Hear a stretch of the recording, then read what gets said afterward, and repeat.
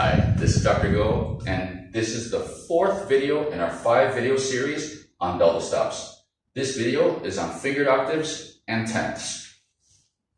Within this video, we'll be covering 5 topics: the fingered octave hand frame and how it relates to tenths. Number 2, the relationship between thirds and tenths. Number 3, half step versus whole step fingered octaves. 4, some tips for fingered octave fingerings. And number 5, some useful practice drills, be it shifting, contact point, etc. Okay, so without further ado, let's start with number 1.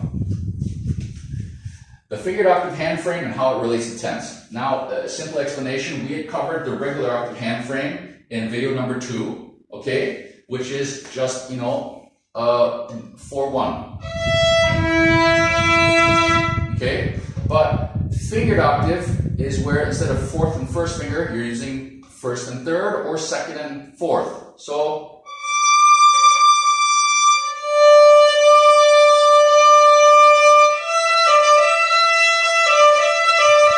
okay, so that's the difference. Now, how it relates to tenths, okay? If you look at the first and third finger,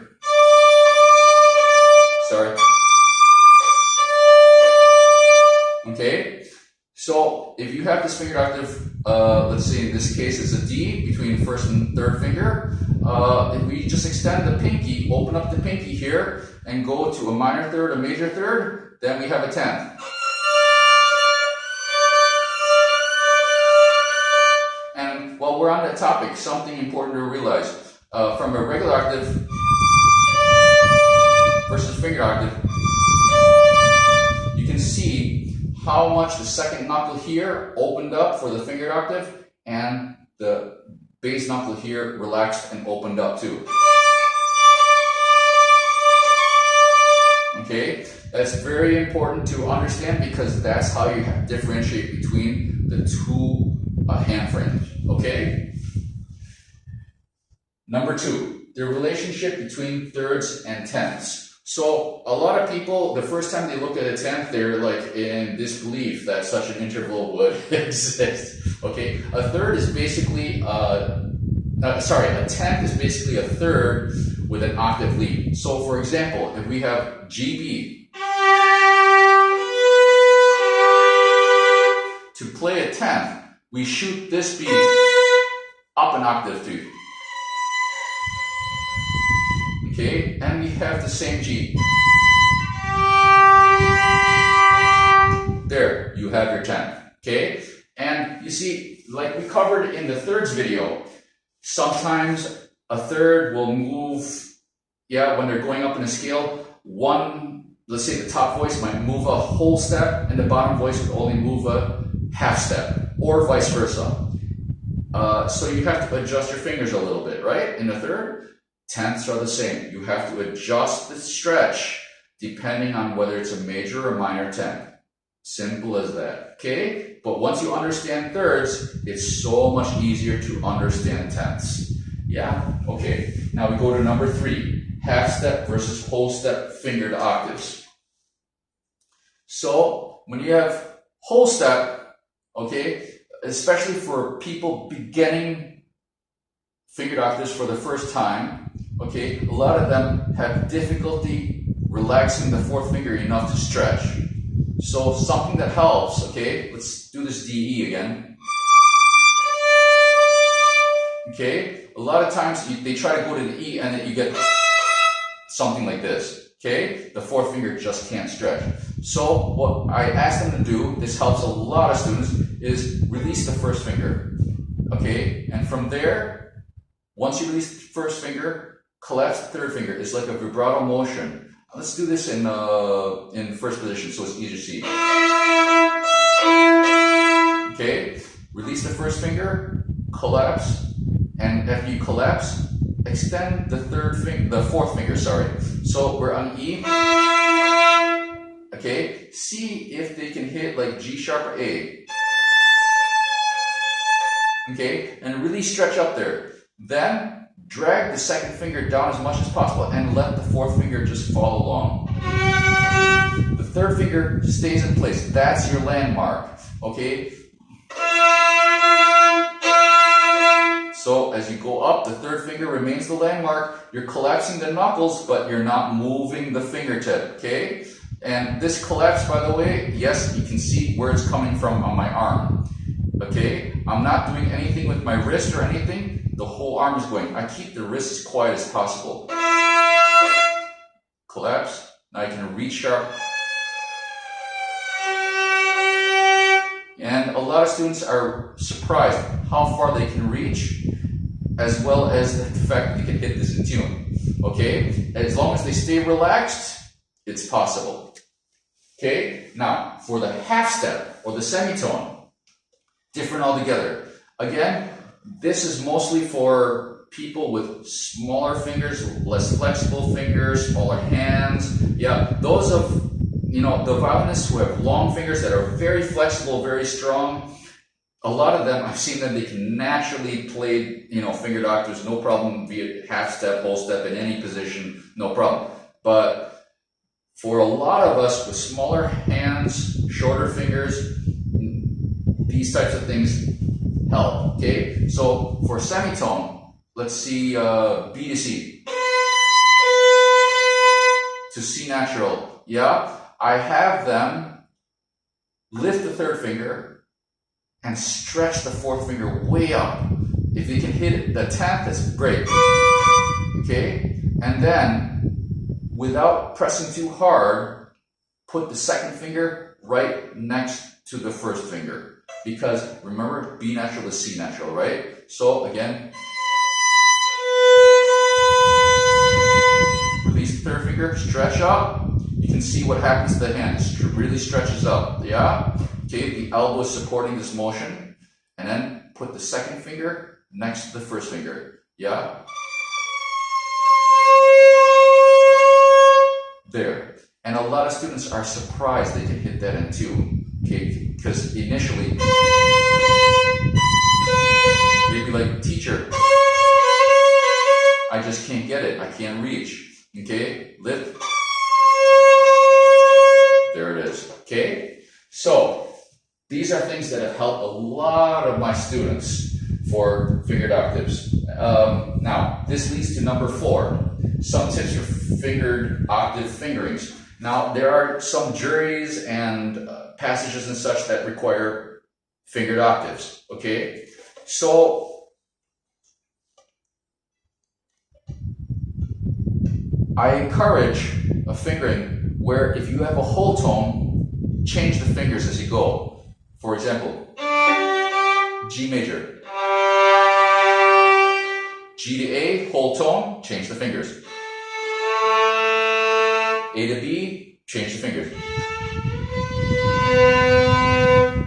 B to C, semitone. Keep the same fingers, just shift. C to D, change the fingers. D to E, whole tone, change the fingers. E to F sharp, whole tone, change the fingers. F sharp to G, semitone, keep the same fingers.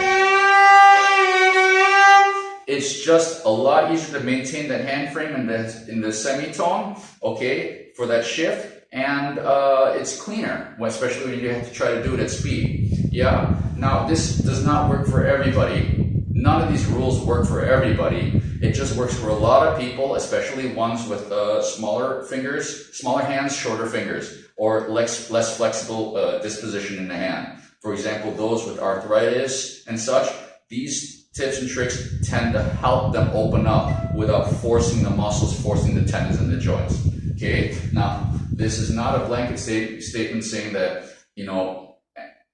any degree of arthritis can definitely play the violin if they just follow my video. There's no such thing as that.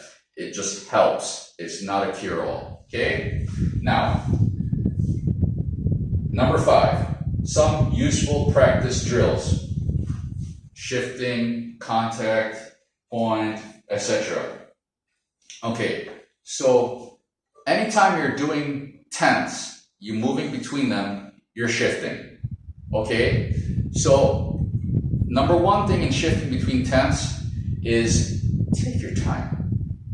Don't, one good rule of thumb is however fast the right hand is moving, move the left hand same speed.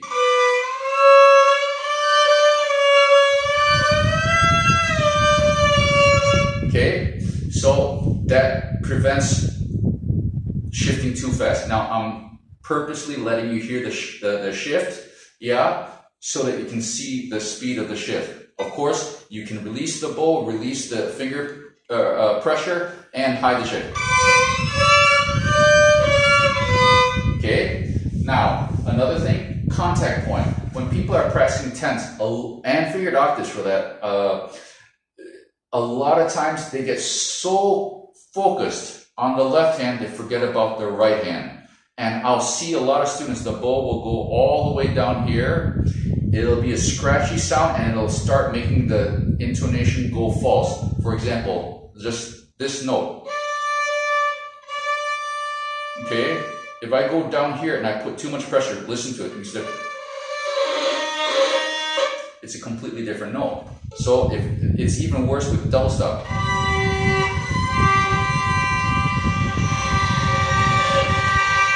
You can't tune that. It's really hard to hear your pitch. Okay, so it's really important to keep your contact point. My recommendation, okay, because you're focusing so hard on your left hand, especially if you're beginning double stops for the first, tenths for the first time, is just try to keep your bow between the middle and the bridge. That's it. You don't have to be exact or anything like that. Just somewhere between the middle and the bridge, and that'll do you good. Okay. Now, some other little tips and tricks for both fingered octaves and tenths. Some people have really small hands that can't stretch, okay? Here's a little trick that does help, okay? And there's several reasons this works for a lot of students with smaller hands, okay? So, if I'm playing on the A and the D string, I'll put my top finger, instead of on top of the A string, I'll put it directly between the A and the E string, so that my finger is resting comfortably on the fingerboard between the strings. It's not on the string, it's between. Okay, now what that allows is, number one, if I so choose, I have really good contact with the fingerboard. It doesn't slip very well. If I put my finger on top of the string, if I'm, adjusting a lot, the string is very slippery. That's why it's easy to slide on them. They're slippery. Okay, so it's unless you press all the way down, even when you press all the way down, it's still slippery. You can lose your place. You put your finger on the fingerboard, you get more purchase. It's much easier to hold your position. The second advantage of this is that you put your finger on the side. Okay, let's say, as you can see, I'm not pressing the string down. I'm just kind of shoving it over. I can actually slide that finger and go an obscene height, yeah? And one thing we can learn from guitars, when you bend the string, you can change the intonation there, okay? So for people that have shorter fingers, this is an easy way to approach, yeah? First finger, you can still go on top of the string. You can go between the strings if you really are having trouble with the finger sliding. You go in between it. Yeah, and it'll stick. It'll stick to that fingerboard. Okay. Now, here's the thing. Although I'm showing moving the upper voice, okay, it's actually a lot easier on the hand if you find the top voice first. Sorry for the bad sound. Okay, and then stretch down. Or, yeah, like I should, reach down. It's a lot easier on the hand and on the muscles, the tendons in the hand. Okay, so I hope that this video gave some interesting points of discussion, some interesting topics for you guys to discuss and investigate into to further develop or, discover things about double stops. Of course, this is not a teaching thing that, you follow this video, you'll be great at, double stops and stuff. It's not for that. This is just to start a good conversation. I highly encourage all of you to speak with your teachers and work to get a better and deeper understanding in double stops, because there are a lot of them out there in some absolutely gorgeous works. Okay, so I wish all of you the best in this wonderful journey on this incredible instrument. Cheers.